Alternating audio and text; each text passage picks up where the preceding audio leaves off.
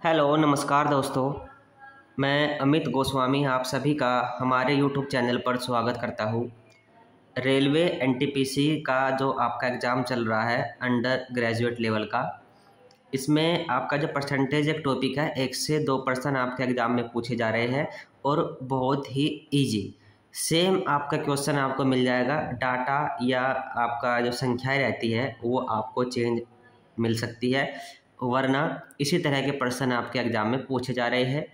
और एक चीज़ और मैं आपको बताना चाहूँगा कि मैथ और रीजनिंग बहुत ही इजी लेवल के आपके एग्ज़ाम में पूछे जा रही है। मैथ के मुश्किल से 3 से 4 क्वेश्चन आपको ऐसे मिलेंगे, वो भी डिफ़िकल्ट वैसे नहीं मिलेंगे कि आपके समझ में नहीं आ रहा, वो सिर्फ इस लेवल के डिफ़िकल्ट मिलेंगे कि आपको कैलकुलेशन उसमें करनी पड़ जाएगी। वरना 25 से 26 सवाल आपको इतने आसान मिलेंगे कि कैलकुलेशन की भी ज़रूरत आपको वहाँ पर ज़्यादा नहीं होगी। तो परसेंटेज के ये कुछ सवाल है, 2 से 3 सवाल मैंने ली है क्योंकि मुझे आपको एक टाइप सा ही बताना है कि इस तरह के क्वेश्चन आपके एग्जाम में पूछे जा रहे हैं। जैसे रवि के वेतन में 40% की कमी की गई और फिर 50% की वृद्धि की गई, तो उसका नया वेतन पुराने वेतन से कितना प्रतिशत कम या ज़्यादा वहाँ पर हो सकता है, तो ये आपको बताना है। इसमें वैसे तो देखो सबकी अपनी एक ट्रिक होती है, लेकिन इस तरह के सवालों में अगर आप एक चीज़ लिखना स्टार्ट कर दे, जैसे ये आपका ओल्ड है, ये आपका न्यू है, ठीक है, तो इसको आप जब लिखना स्टार्ट कर दोगे तो इसमें आपको बहुत सारा बेनिफिट मिल जाएगा क्वेश्चन को सोल्व करने में, क्योंकि हमसे ये तो अधिक पूछता है या उसका प्रतिशत पूछता है। तो 40% की कमी की गई, यानी कि ओल्ड में अगर उसको परसेंटेज है तो 100 ही में 100 मान के करो, कोई दिक्कत नहीं है। माना कि उसका वेतन 100% था, 40% की कमी की गई, तो अब उसका वेतन कितना हो गया, न्यू वेतन कितना है उसका 60। फिर दोबारा करते हैं हम, और दोबारा में जो उसका वेतन है ये 50% की वृद्धि की गई, यानी कि माना कि 100 ही है और अब 50% की वृद्धि की गई, तो कितना वेतन हो गया उसका 150। ठीक है, तो यहाँ से आप कर सकते हो, या तो इनको आप पहले ही काट लो या फिर आप बाद में भी काट सकते हो। अगर 100 की गुणा कर देते हैं तो ये आपका हो जाएगा इतना, अनुपात 15×6 = 90, तो 90 अरे 1 और 2 जीरो आपकी ये रही, तो यानी कि 3 जीरो से 3 जीरो कट गई, यानी कि 10:9। यानी कि पहले उसका वेतन ओवरऑल की हम बात करें, ओल्ड में 10 था, तो अब उसका ओवरऑल वेतन यहाँ पर 9 बचा है। तो कितने की कमी आई है, 1 की कमी आई है, कितने पर आई है, 10 पर आई है। ठीक है, अब गुणा में 100 करेंगे परसेंटेज के लिए, तो 10/100 यानी कि 10% की कमी। ऑप्शन नंबर ए इसका राइट आंसर है। तो आपको ये ओल्ड और न्यू करके ही वहाँ पर आपको सोल्व करना है। अगला सवाल देख लेते हैं। ठीक है, तो वो भी इसी तरह से है, ओल्ड और न्यू करके ही आपको यहाँ पर लिखना है। जैसे ये आपका ओल्ड है और ये आपका न्यू है।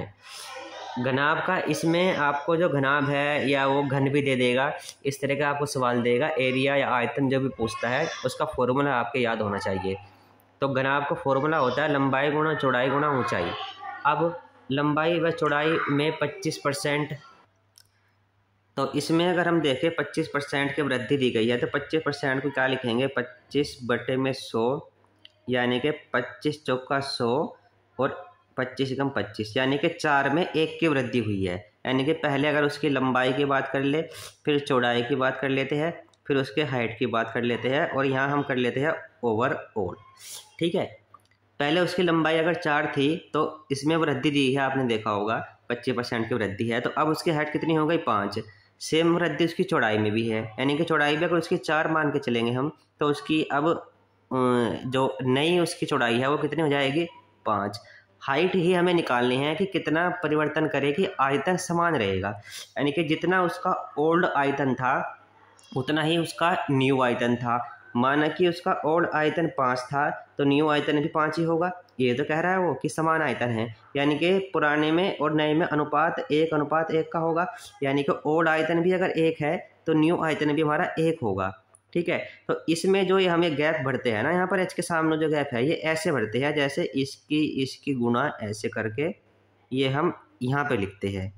ठीक है, जो ओल्ड के नीचे है उसके ये न्यू के नीचे लिखते हैं। तो 4×4 = 16 और ये इधर 1, 16 × 16, तो इधर ये 16 हो गया। फिर ऐसे ही इसको करेंगे, इसकी गुणा इस 1 में करके इसके ऊपर लिखते हैं। 25 पंजे 5 पंजे 25, तो यहाँ 25 लिख देंगे। तो पुराना जो ओल्ड हमारा एच था वो था 25, और जो नया हमारा एच है वो है 16।